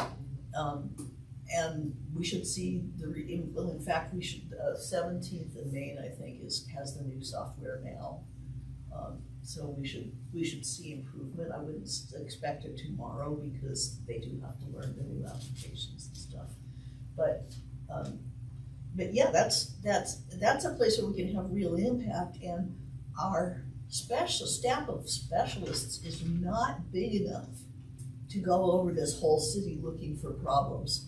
So the whole idea, again, is engaged activist residents that are gonna say, here's a place we can make a difference. Specifically, like this intersection, this building. Well, what do you think, Lonnie? I had actually contacted Service Works about the crossing because it was really infecting people crossing over near the pump house from Village Place. And we really realized that nobody with a walker could make it in the amount of time that they did it. Yes. So I contacted Service Works and they came back and said, this has been ongoing and we are now at the point where it's going to start. The new process is being put in place. And they said it will start in the fall and it will be complete by summer of 2024. So I don't know where they're starting. And I was like, well, you could start at 6th Avenue because that's outside a senior living home, you know, a senior living apartments, and that would be probably the most needed. But I didn't know where they were gonna start and finish. But they did say that this plan is definitely moving ahead and everything else, and the guy seemed pretty thrilled to be able to report that to me, so. Yeah, well, I'm sure they're tired of hearing it, Right. you know, old people with walkers and moms with carriages, you know, those are the scary. We literally have to have somebody walking with somebody with a walker to stop the cars when the light turns green, to make it obvious that they need to wait. Yeah. You know, and there are people that regularly go over to the pump house or go downtown and, you know, will be within a 3-block area, walking and shopping or doing whatever, so I was glad to hear that that was. That's scary driving down that stretch. Yeah, it really Oh, is. it's intense. And I tried it myself, and I have limited mobility, but I'm still okay, and I had to like really kind of pay attention and get across the street in the amount of time that it really gave me. Yeah, So I me was too. surprised. My natural pace doesn't get me across the street. Right. I have to quicken my steps. Right. You too. have that. Well, what do you think about that process I outlined? You have an Good alternative, that's fine. Talk You about it. mean by April, talk about what we wanna recommend to council? And you said must be reasonable, specific, and I missed your last point. Remember? Measurable. You're asking me? Measurable. Measurable, thank you. Measurable, yes. Marcia, presentations and by various boards to council about what they have done in the past year. How do they do it? I've never attended a council meeting where somebody's presenting. Are they usually effective, informative? I like them. You know, some council members hate long meetings more than anything else. Yeah. So I would say Short and sweet and to the point. with a call to action. You know, so 1, 2, 3, 4 is the call to action. This is what we are, we're an advisory board, this is our advice. Make it less than 20 minutes, make it nice, and clear, you know, the old no more than 3 bullets on a page kind of PowerPoint. And yeah, they're quite effective, and I don't know whether, is it you, Ronnie, that has a process for requesting? Usually it's the staff liaison that I gets believe those it on would the be me. agenda. Yes, and yes, it is, now that I'm saying it out loud, yes. I had to do that for Alzheimer's awareness, so. So it seems to me, and I don't know, but it seems to me that you've got 3 areas: housing, transportation, outreach. If we have till April, is that when it's presented? No, that's when we really That was need, just- when is your budget due to Harold? April? May? May. Okay, that's So what, spring. But if you do it in March or April, council hears it as well as Harold and the administrative staff, so that when we submit budgets, he or they know to be looking for those things. So that is best. So that is a good So time. my question is, you don't want to have too much that you're going to be asking for or presenting. Yes. So we've got 3 different areas. Right. And I think you mentioned this a little bit about whoever is on these 3 committees needs to routinely present throughout the year what they're coming up with in order to be able to see where the most significant needs are, I would think. I think so. Or areas where we could find results the best. I mean, did that make sense? Yes, you're saying it Yeah. very well, yes. So that's what we need to do. We can't wait like we did last year, I guess. Yeah. It has to be We need to- ongoing and chopped We- as we go. Edited, yeah, give us time to edit things and stuff. Right, we need to get Make going on better. it now. You know, last year wasn't like this. But I'm saying, yeah, we can come back. Why can't Arlene come back a couple of times, you know? Oh, yeah. Present, you know, and outreach or Each- housing or Or whatever. each time. Or there could be on the agenda. Because this is complicated stuff. Yeah, we could include that then on the agenda, all 3 of those areas. And of course, if there's nothing to report, we say that and move to the next thing. Right. Although I would want someone to take responsibility for being on the agenda for the next meeting. You know? Yeah. So, and you've already done that, I think. Why couldn't everybody be on the agenda? Yeah, I for think Well, you next can't, meeting? but it just, you know. Or just the outreach task force or whatever, Yeah, that even if outreach there's nothing team. to report. No, It's just, yeah, I'm just saying, somebody has to make sure that they're going to be ready to present at the next meeting. If they have something. Yeah. And you could just say, we're gonna have the housing, transportation, and outreach committees report. Yeah, and it can be limited, I mean, it doesn't need to be half hour each, it can be limited, Right, yeah. 5 minutes or and something like just be a that, yeah. brief update. Yeah. You know, just. Which so won't people take know that much where time you're on at the with it. agenda.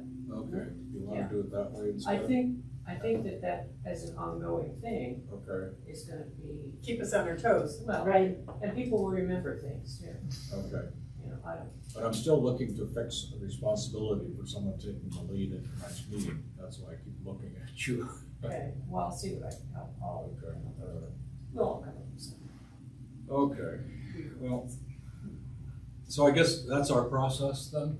With Sounds good. with an objective to really having everything together by next April. Okay, now there's a couple of other areas that I'd like to add. Or March, I'm sorry? or March. yeah, actually, March. March Well, would- March, really, yeah, we'd have to have it March together would by be March better and then April we'll because finish it of up. what Jeff just said. Those that present in March and April, what did you say? Then Harold is looking for those things when the budget is presented. Because in some ways, the things we may be presenting will have nothing to do with the senior budget. It could impact Other areas. transportation staff and- Streets. and others. Okay, let me get, okay, so when does Harold when do we have to have it in the hands of Harold, for example? I think March or April, he needs to hear what your priorities are. I thought April would be plenty of time, that's why I said The, April. 'Cause- the challenge though is, it isn't Ronnie that's gonna need to know about what to put in the budget. It might be the other areas that really, you know, streets that can make a difference based on what we all recommend. So the earlier the better, is what you're Yeah. saying. Yes. Well, Yeah. that makes sense. And as we're coming up with each thing that maybe there's something with housing, we really should probably bring Molly into another meeting, so she's hearing that early. Would you agree, Marcia? Absolutely. All right. Okay, there's one other area I'd like to add, unless anybody's got an objective, and I would like to take responsibility for. That's budget and staffing. If nobody wants to work with me, or if you got an objection to it, let me know.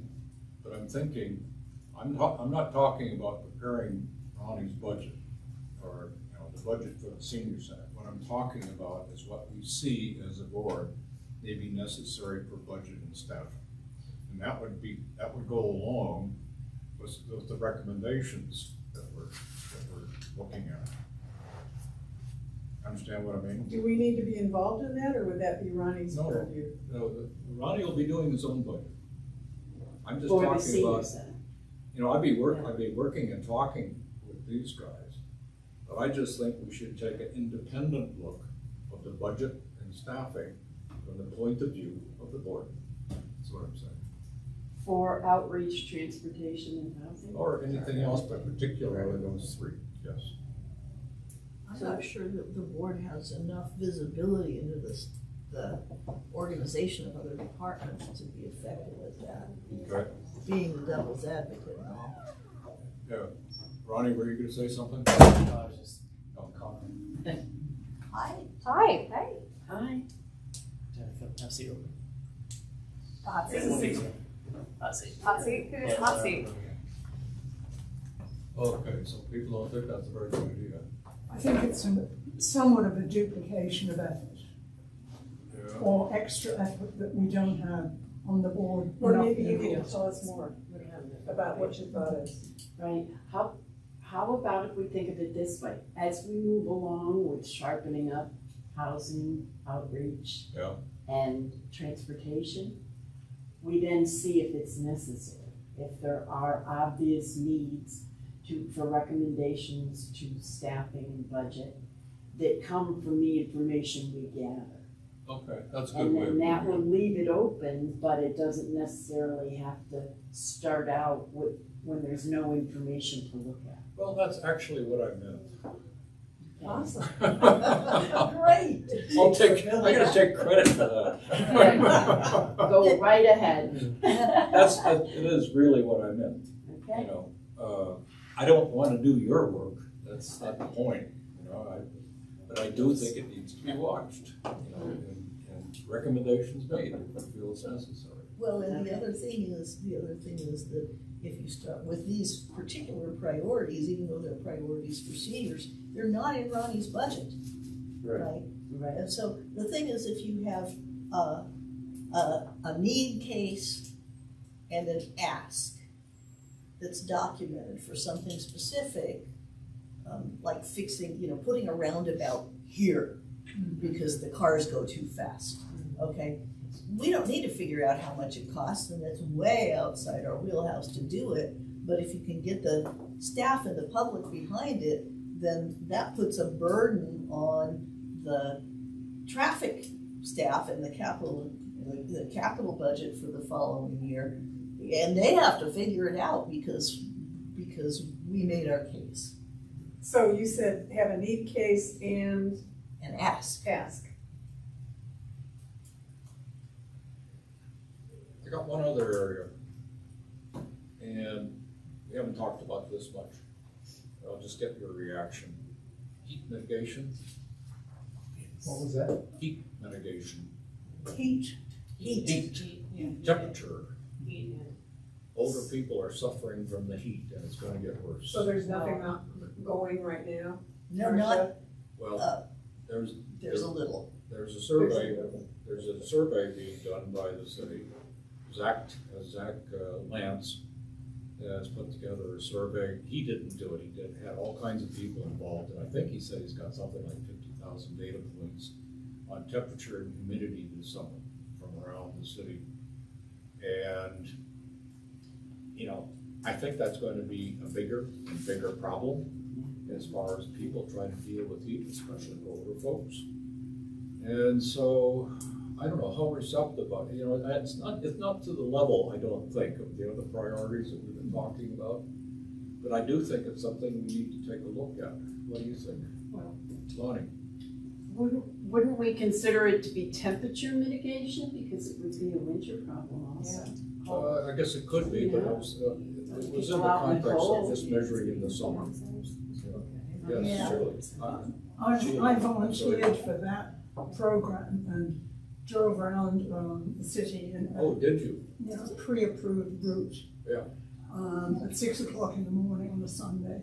And it was for heat rather than cold, because we had to make sure that the temperature was correct on that particular day, and in fact it was the driver. I'm trying to think how many people, at least 20 people were involved, plus their co-drivers, and it was adjusted because the temperature and other climate was not good. So we, and then that's going to be reported on, I don't know, do you know, Marsha? When they're gonna report it? Yeah. No, there were some, this is kind of the second iteration of that project because the first one had some data architecture problems. But, and to answer Lonnie's question, the reason is because the planet is warming, and so winters are probably getting more extreme, but the average is at least is milder. And also we come from a place of severe winters, so we have a bunch of cold weather mitigations already in place. Like we opened up the Memorial Building as a warming center because that's the only time when Hope ever gets oversubscribed with their shelters. But this is happening in Europe already. The European cities have chief heat officers now, and it's a whole department just figuring out. And it's places that you wouldn't necessarily think of immediately, like putting more drinking fountains or taps in the parks so that people's dogs and children don't get dehydrated, or old people. And it's a big deal. It really affects the whole architecture of the city. Would you be interested in having Zach come and talk to the group about it and how it impacts seniors? Could. Is it an immediate issue here in Longmont? I think it's important. I think it's important too. I think maybe with the other issues that we're dealing with right now, that we could table that. I don't know. But I just threw it out. You did say he's doing a survey, right? It might be Yes, interesting he's to know doing. why. I was going to ask you too. Like you did. When we'd have that data. Would be interesting to know what the survey That would be is. nice. I'm on the senior advisory board. This is the senior advisory board. I'm on the sustainability advisory board, and so we can probably get a prognostication out of Lisa Knobloch or something when I check in with her next. And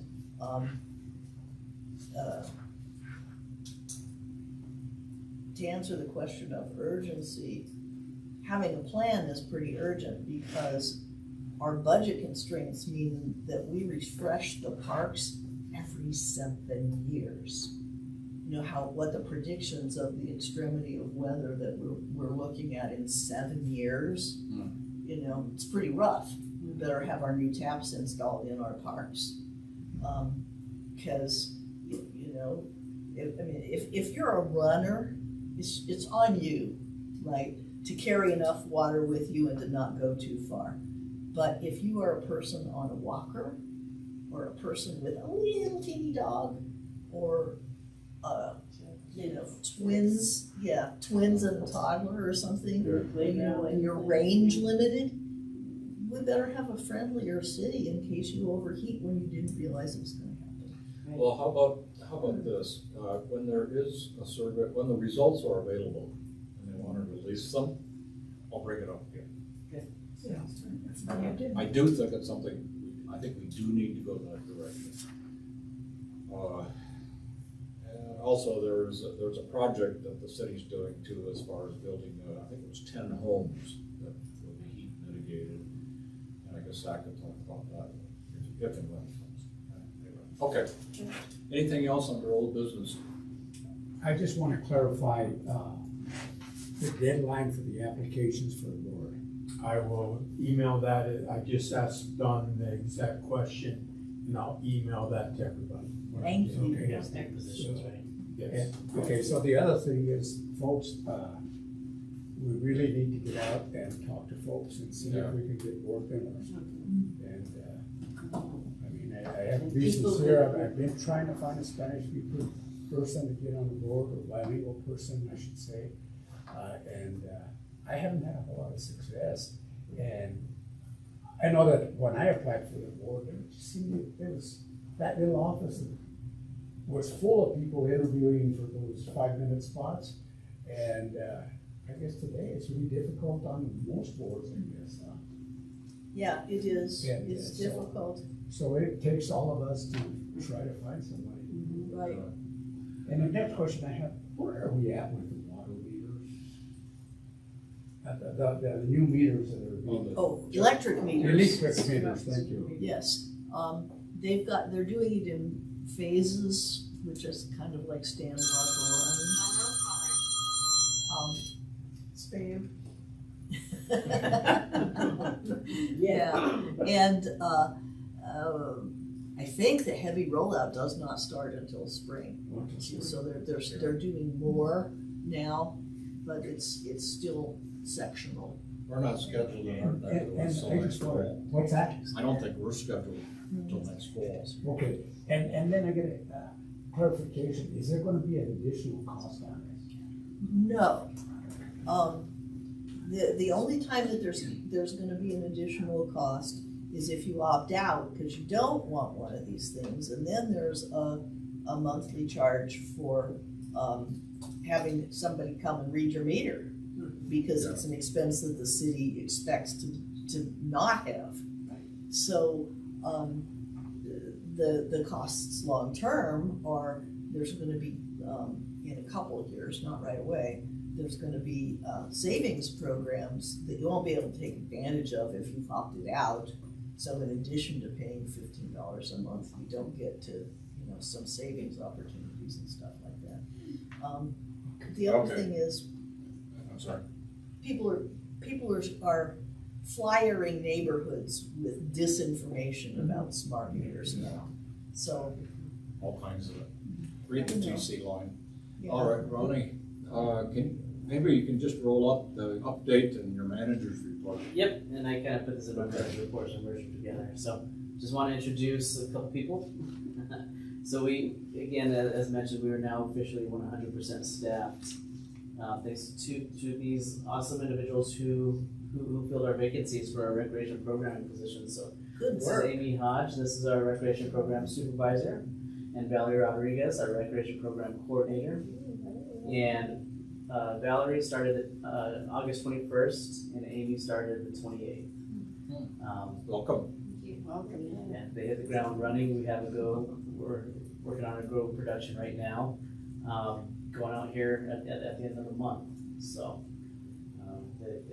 we're lucky to have found not just one of them, but both of them at the same time, and just already seeing them how they're collaborating together and working together has been fantastic and awesome. And I just wanted them to meet you and you to meet them. You look like sisters. Actually, Terry is the exact opposite. She actually has the green pants. So yeah, we got the memo. Coordinating. Matchy. This is every day. They wear the same outfits. Is there anything you'd like to share about yourselves? This is not my first rodeo working with seniors. I actually work for the city of Commerce City in our senior department. I have multiple years in city government. I won't tell you how many years because that will age me. I recently left the city of Brighton. The program got really big and my paycheck did not, and it was not fun anymore. So I came to have fun with you all, although it hasn't felt very fun because you guys are so busy. And if I did all of the stuff in your guys' magazine, I would never do any laundry or do any cleaning of my house because you guys are very busy. You guys are very fortunate. The brochure that you have, our magazine, is full of a lot of fun stuff for you all, and I am looking forward to being a part of that and seeing how we can just do more, I guess. And yeah, so I'm back there programming away. I already had to cancel the casino trip twice, so that wasn't a really good start for me, but we've since put it back in the running and we're going on the 20th, so it's back hitting the ground running. I do a lot of programming in my past, so this is not something I haven't done before, so I enjoy doing it. I also happen to know Art, who's on your board. I actually saw his name. We go way back. He went to school with my mom, so when I saw his name, I was like, I called his daughter, and I went to school with his daughter since elementary school. So, yeah, we go way back, so that's a good guy to have here, right? Actually, right? He actually worked in our high school for a little snippet of time as well, so. Where? At the high school, when you worked at the high school too. Oh, is that Yeah, that? yeah, up there too. So yeah, so I'm glad you guys are participating. It sounds like you guys do a lot of behind the scenes stuff in here, so. Glad to see what you guys come up with. Yeah, I'll go ahead and let Amy. Glad you're here. Yeah, thank you. Yeah, I would definitely echo what Val said. Very excited to be here. I've been in Colorado about 6 years, originally from Missouri, so grew up in a pretty small town and have worked both in metropolitan areas as well as smaller areas and cities of this size too. So most recently I was working in Eaton, little town just north of Greeley. I was taking care of their athletics program, their aging program, their wellness program, and their special interest program. So very excited to be honing in on something that I love, and that is working with the aging population. Worked in rec since I was 16. My dad was a park and rec director, so I've been around the industry for a very long time. And just being able to focus in on a population that is thriving here. As Val said, there's a lot going on, and that's exciting to see.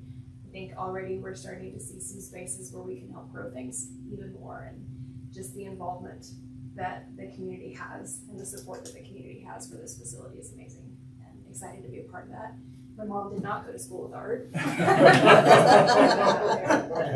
Well, and kudos to Terry and Ariana for taking on tasks that just helping us to survive, and definitely front desk staff. I mean, Robin and her staff have definitely been there for us to just kind of fill us in and help us get through this all. So, you know, thank you all for being patient with us, and we're hoping to show you what we really can do here shortly. We promise. Well, you know, a good feedback when you were talking about how you'd never do laundry. Yeah. I think we can all use information about how long stuff really takes so that we can regularize this. You know, and all we do is review it, but I'm sure Ronnie wants to really regularize it, right? And so that's just something to keep in the back of your head when you're actually doing the job.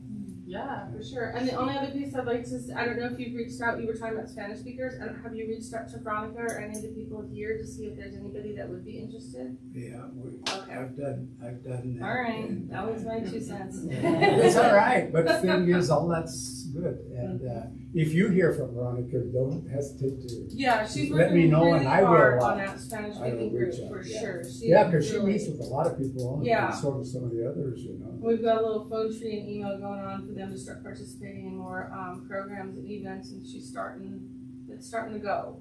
Right. She's got a few more people, had some gamblers, we had about 7 or 8 people who wanted to go on that casino trip, which then I had to cancel it. So, but we're back in action, so we'll get them back on board, but yeah, it's slow, but they're there, Together we'll get that. yes. We'll get that. Jill. I just wanted to say, I think in a way, it was a negative to have departures from the staff of the senior centre all at once. And I think it's such a positive thing to have all these new people coming in with good ideas Yes. and aren't entrenched in what we've always done. And I think that's really exciting for them and for us. So I felt a lot of energy here today. Yeah. Yes. It's a real benefit. Do we have a third person to introduce? We do, and I wanted to introduce Catherine. I'm not because she's working up front. She's stepping up in the front desk area to help support in a part-time capacity, and she's been a great contributor to our team. And just wanted you all to meet her and her to meet you as well. And if there's anything you'd like to share about yourself. Yeah. I know I put you on the spot. There's no warning. I apologize. So I'm Kat. It's nice to meet you. I started about 6 weeks ago, I think. So my background is education. I was an elementary school teacher before I came here for approximately 20 years in some capacity. I started out teaching in Japan. I lived in Japan for 3 years before I came back here. And I've taught elementary school. And I also I'm a freelance author, so I've written some textbooks and some fiction. And I have also worked for a nonprofit called Nest to Wings, which helps get people into college. So I've done fundraising and social media for them. And I have backgrounds in that, so I hope that I can bring that here and help get social media running again, and I've been writing newsletters and things like that here, which I really enjoy. So anything that you want promoted here, I'd love to know about, because it's really important to me to get the word out about the senior center. You do so many great things here that I had no idea that you did when I came. And I'm finding a lot of people in the community, when I start talking about the incredible things that you do, say, I had no idea that we had this resource. And I'm finding immediately that my passion is getting the word out. Because, I love communication. That's my passion, is writing and speech and telling the world about things. So anything you want the world to know, tell me, because I want to tell the world about it. Wow. So, That's great. Do you live here in Longmont? I do. I've lived here for about 11 years. I'm originally from Colorado Springs. Well, so you may want to consider coming to the Longmont Public Media members meeting tonight at 7 at the old Carnegie Library, which is on 4th Street around the corner from the real library. It's all about communicators and media ministries. You'd probably enjoy it. Sounds like it. And you two are living, you two live, I live in Brighton still. you still Where right? can you? Yeah, and I'm in West Greeley. West Green. Okay. So commuting a little bit.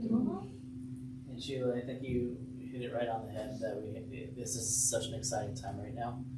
We have between Kat, Amy, Valerie, Bianca, Tommy, our new evening custodian. There's just not only is the energy you're talking about, everybody kind of just identified the energy, but different views, perspectives, recognizing again that solid foundation that Beth, you talked about is in place, and how can we build that up? How can we be innovative? How can we bring new ideas to the senior center? And just hearing these ideas and these conversations has been very exciting. So, just again, I wanted to share that. It's a very exciting time right now.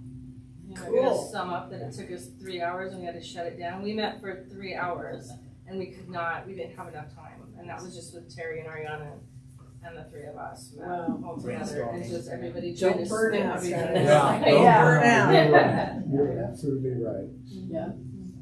One step at a time. We're ready to show you what we got, so. Well, thank you.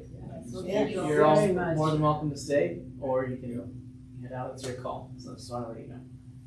You're welcome. Well, Thank you. all of you? Yeah. And are you the coordinator? Yes. I am. Yeah, I am. nice to meet you I am. guys. That is true. Yeah. Welcome. Keep doing And I what feel you like do. one. Again, it's a very exciting time right now. Thank I- you. Thanks so I- much. Thank you. All of Very you. much. So, with that, kind of pulling it back a little bit. So just a couple updates. Well, I guess I'll go back to new business. So just an update on our Northern Arapahoe Elder Exchange.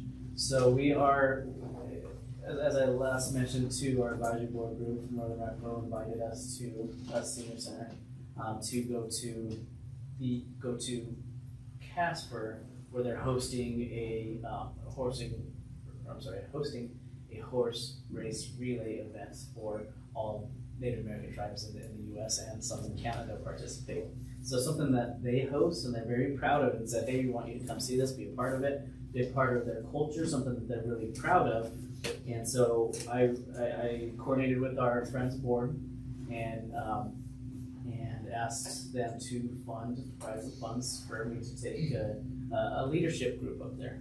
A collection of our Friends Board leaders, advisory board leaders, and some of our staff to have our leadership connect with their leadership, and most importantly, accept their invitation, showing them that we are interested in and want to continue this friendship, developing this relationship.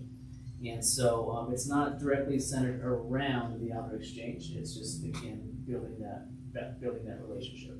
There will be informal discussions about it, right? But again, focusing on that connection piece. So have a handful of us going up.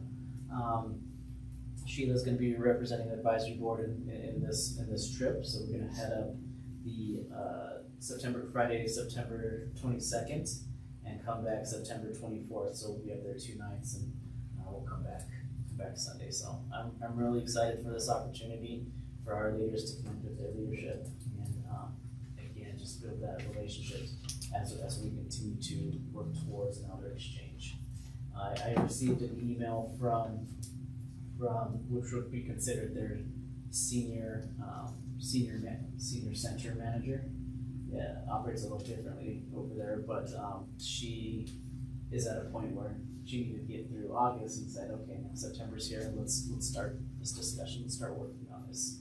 So we have not had that opportunity to connect yet, but it's still in the works, and she has that big availability now for us to start really planning some details.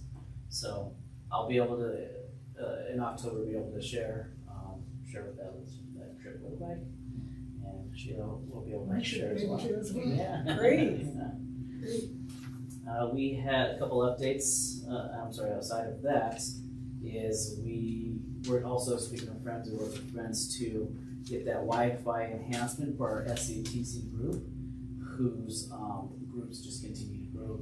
They don't put a cap on participation. They have an open door policy. Anybody who needs that support, come see us. So as a result, the participation keeps growing and growing, so it's jamming up the Wi-Fi a little bit. So we worked with the friends to provide some funds to improve our Wi-Fi and I guess install the Wi-Fi enhancement. And so that was set up as of last week. So excited to share that as well. That's going to help our programming, specifically for SCTC as well, and allow them to meet the needs of, again, anybody who walks through the door and not have internet issues. We had our fall trip registration August 18th, in which we had over 160 participants. And exact number, Robin, is like 172, something like that. So that's why I went with the general. I know we were still looking at numbers, and it was over 160, but I believe it was 172 total participants. Really great turnout. Participants or people that got spaces in the program? Participants who showed up for the lottery. Oh, okay. Yeah. And how many got in?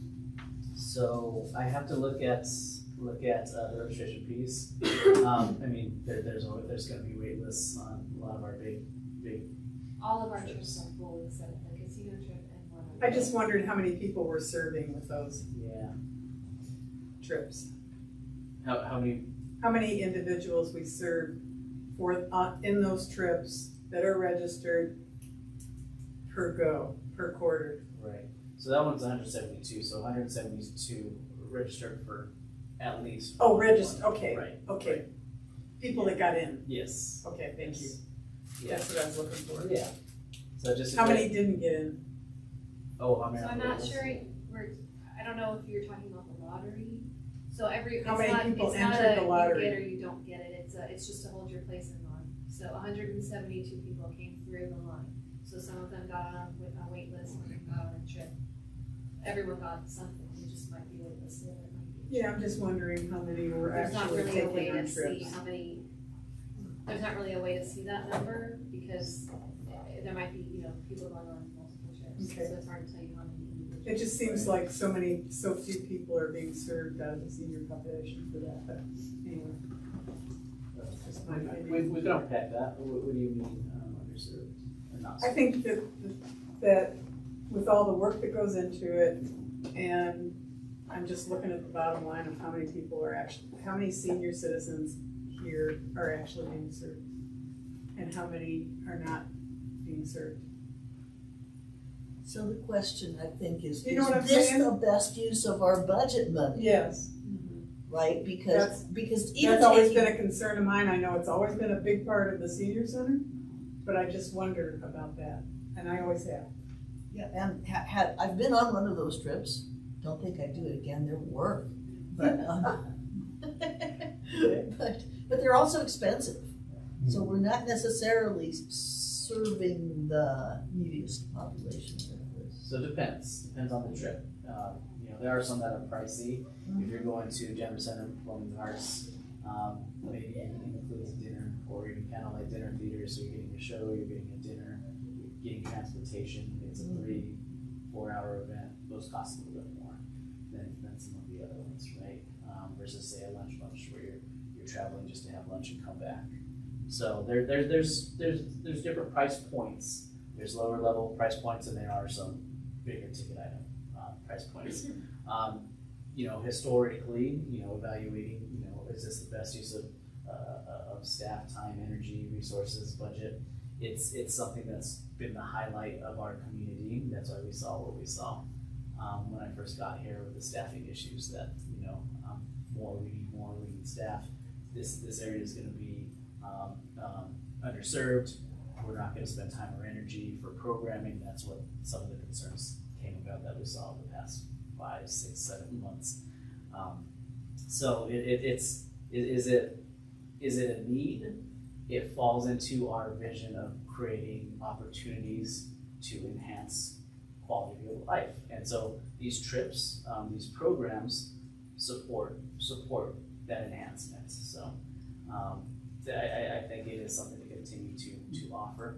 Again, evaluating at what capacity we were talking about the capacity, which may have caused some of that turnover in the past, to what's sustainable and manageable may look different though. But is it worth keeping and maintaining? Absolutely, I think so. So could we offer scholarships for people who We would do. like that? We do. You do, okay. So there's big ticket items. So depending on income, there are scholarships that are provided, and that allows that individual to say, you know what, I'm going to do multiple to maybe 2, 3, depending on the lower level price point trips. That scholarship may cover 2 or 3 of those. Or you know what, go all in. This may cover just one big ticket item, but it allows them that flexibility to choose how they want to use that scholarship. But we do offer scholarships based on income. So, and that's support provided from our friends as well, friends of Longmont. So I just had those quick updates. Does anyone have any additional questions? Did we ever hear how the survey went? Still collecting data? Yeah. So I can't remember the exact date, but they were waiting until this week or next week to start pulling it all together. Okay. Because they have to go through the paper copies, which I think we had, I would say close to 400. I didn't count them. It was a pretty good sized stack. So That's great. Yeah. And that was just our in-house. I thank you all for being a part of that and helping with that, and volunteering your time too. It was fun. It was. So we got good turnout for that. I know there's been great turnout to the online survey, and I think early in the week that we were doing our paper surveys, like by Tuesday, I think they had around 300. Mm-hmm. And so between those two and the mail-in ones, we've been seeing a lot of mail-in ones still coming in that I've been sending over to our marketing team so they can start going through that information. Can people still do online? I don't know. I believe it was a 2-week survey they were doing. I think I saw the deadline, which was passed. I think it may have been last Friday. Yeah. That allowed 2 weeks for it to go out, and that's kind of the time frame that they wanted in, so that way they could start pulling that information together. Yeah. Okay. Any other questions for Ron? Is there any questions? All right, I'll have a motion to adjourn. Is there a second? Yeah. Ronnie? Okay, all in favor, say aye. Aye. Okay, thank you all. Bye, everybody.